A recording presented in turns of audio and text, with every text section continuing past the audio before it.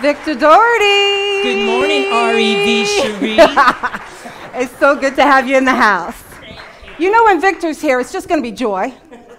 We're just going to have fun, and that's wonderful. It's a wonderful feeling, knowing that you don't have to worry about it. I don't have to know what songs he's going to sing. It's just going to be right there, you know? So that's a gift.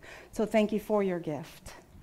So today, we are continuing with our book study. We've been working on Paul Selig's work, the channeled work, which is the Book of Love and Creation, and today's title is, Do You Know Your Worth? Do you know your worth? And the reason that I thought of this is because of the culture that we live in right now. We live in a culture of the haves and the have-nots.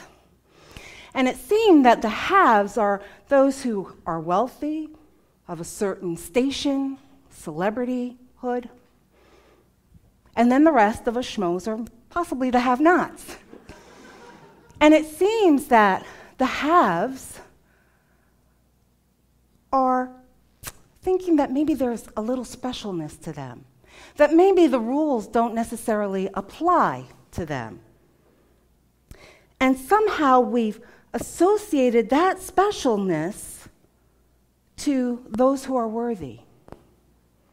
We forget that all of us are worthy. All of us are entitled to be treated with love, respect. All of us are amazing human beings that deserve to be recognized as the divine walking forth. As the divine walking forth. So anyone I meet, whether they're poor or rich, whether they're Christian or Muslim, whether they're born here or immigrants, deserve my respect, my love, my appreciation that they are a divine being. Simple, that they are worthy. But yet we get so socialized to our society here and what those societal norms should look like. We forget that all are worthy, all are needed. And one of the quotes that I found that I really liked in this book can be found on page 157. And it says, the consciousness of all who inhabit this plane are being required to transform and realign, because that is what is needed to disjoin from the frequency of fear that has been operative for too long. The frequency of fear. What I've noticed as I've been doing this series is there's definitely a pushback when I use the term fear or frightened. It's almost like this human defense mechanism that pops up that goes, no, I'm not afraid. I've done my work. There's nothing for me to be afraid of. I live my life fearlessly. And yet, we agree to a society in where there are definite right versus wrong, left versus right. And it's so divisive in that the goal seems to be to make the other side wrong. To make the other side wrong.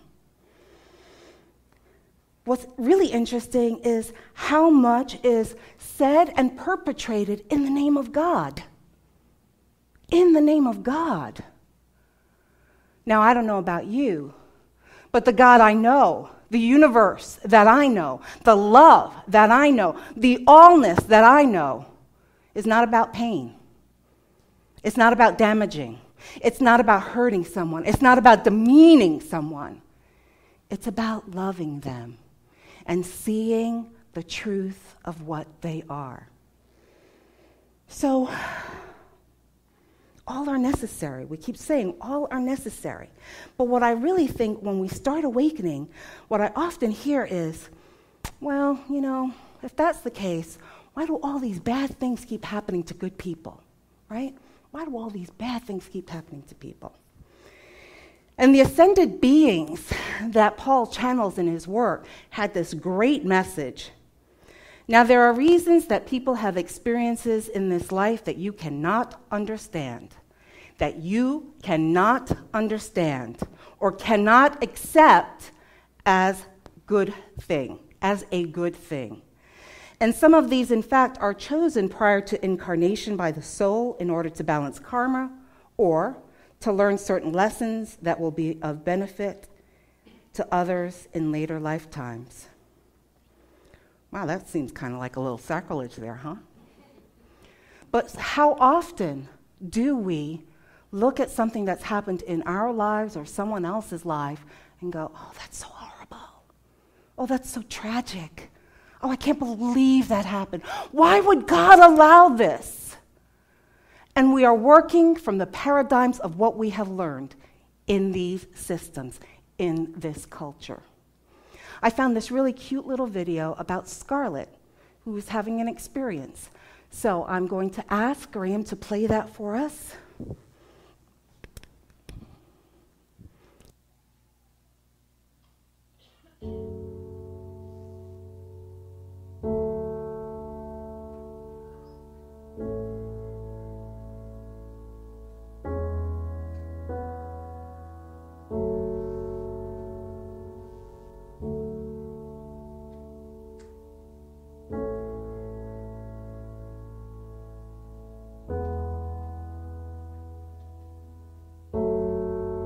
Hold my breath, hush my head, count my steps. I need this more than ever. Might feel strange, but I'm not afraid.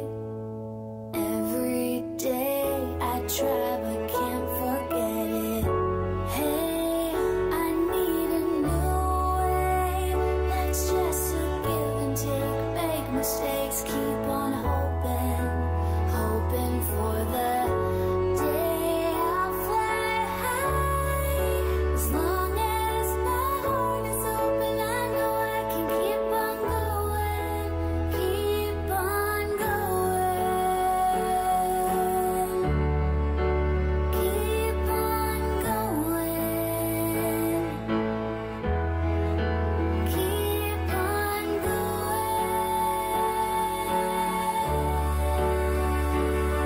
My heart is open, I know I can keep on going.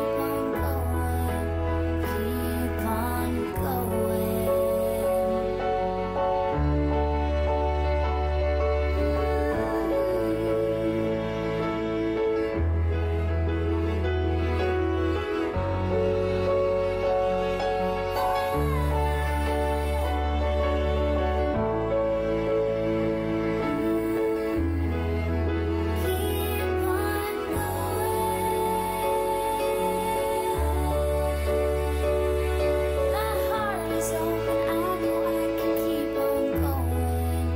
keep on going.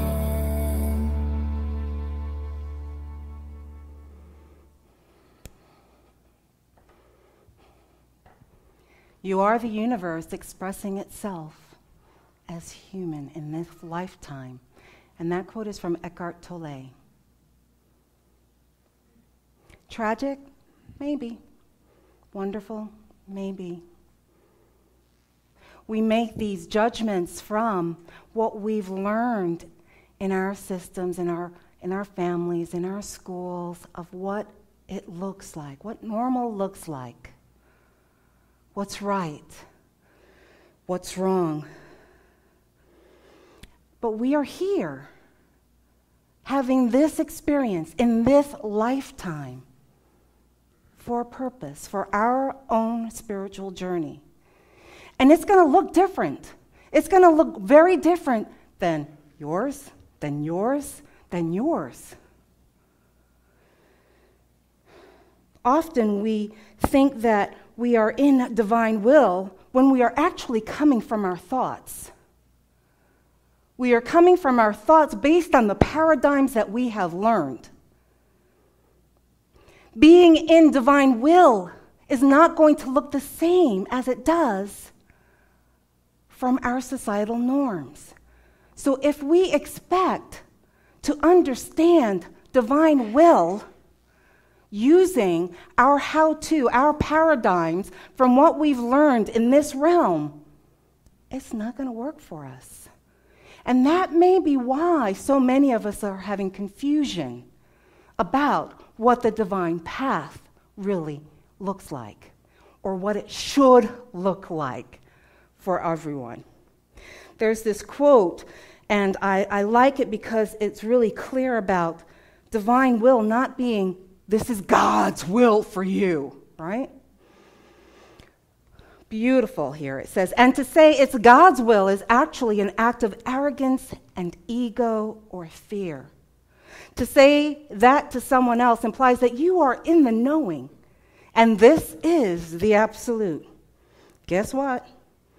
You may be in your knowing, and your truth may be in resonance, but that does not give you the right to create a totem out of it and align it to the will of others. To the will of others. So yeah, how often do we think that we know, and you should do this too, because I've got the truth. I've got the right way. This is what you need to do. That's ego. That's ego. So we're talking about allowing.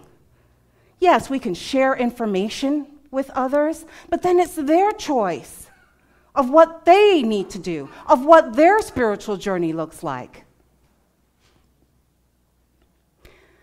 Another quote that I like here that I found.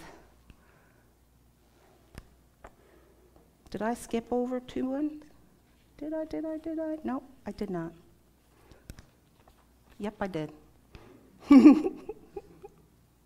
There it is. Never for a moment think that you can use this frequency, the frequency of love, the frequency of the divine, to control somebody else. It is not allowed. It cannot happen, and it will not happen. It is not your job to know what they are supposed to do, how they are supposed to heal, or what they are required to succeed in their mission as a soul embodying as their divine.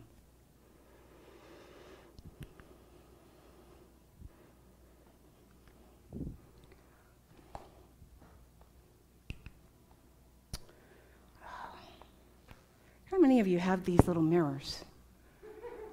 Well, all right, guys, I know you don't have these little mirrors. Yours might look a little different. But we look in the mirror, we check ourselves out. Oh my God, there's gray hair there. How did so much gray hair come in?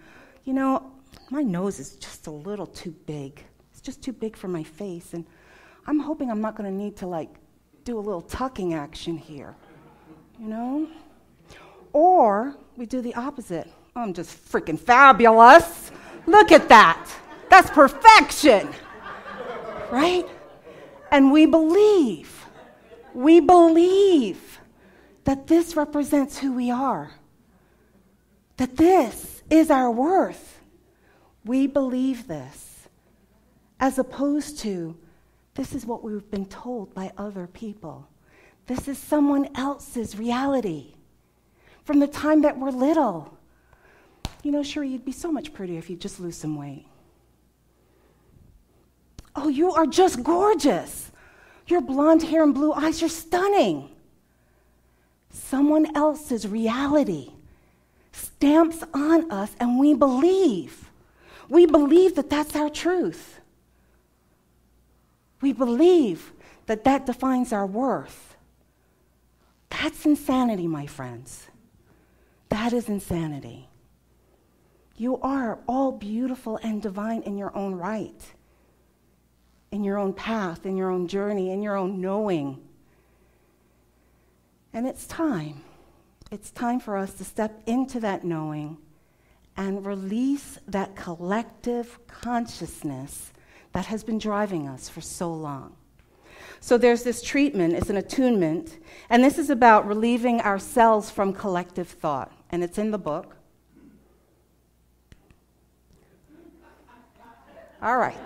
Oh, but then I went too far. All right. If you feel comfortable saying it, please do. If you don't feel comfortable saying it, you do not have to. I am going to start with I am word now. Okay? So if you're with me, I am word now. Experiencing myself a sense of worth, a sense of well-being, and a sense of wholeness outside of the matrix of public approval and requirements for group experience. I am now moving myself beyond those limitations prescribed to me in identity by any and all external authorities that I may have accepted, gone into agreement with, and approved of or internalized. I am now removing myself from a matrix of groupthink that is prescribed in fear or in control. That's some powerful stuff, my friends.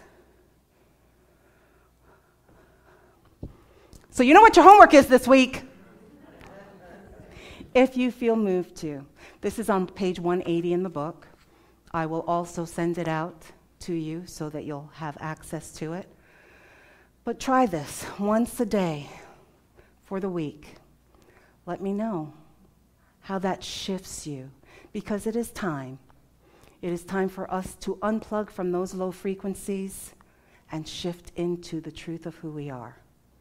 We are divine. We are love. We are powerful. And we have the capacity to create a world that is going to work for everyone. And so it is. Victor?